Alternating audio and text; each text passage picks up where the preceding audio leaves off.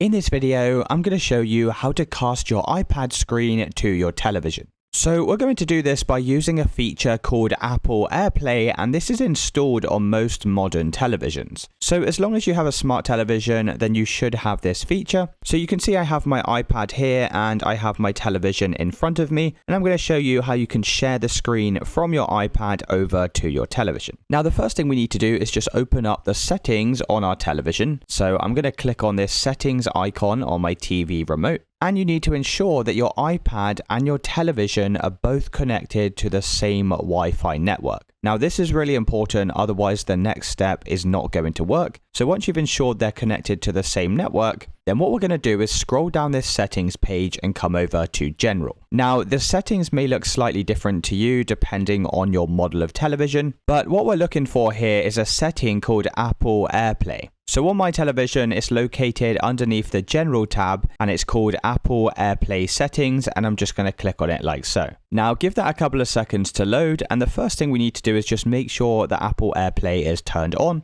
Set the require code to first time only, and then you just need to leave your television on this screen here. Now what we can do is come over to our iPad, and then using your finger you can swipe down on the top right hand side of the screen and you'll see this symbol here which is screen casting. Go and click on this and you should be able to find your television from this list as long as they're both connected to the same Wi-Fi network, and then go and click on your television. So now what's going to happen is we'll need to enter a 4-digit code, and this will be the code that's displaying on your television. So you can see right now my TV is displaying this code, and I'm just going to enter it into my iPad. You can then go and press OK, and then you can go and wait for this to connect to your television. After a couple of seconds, it should be connected and your iPad screen should now be casting over to your TV. And it's as simple as that, guys. If you did find this video helpful, then let me know in the comments and I'll see you in the next one.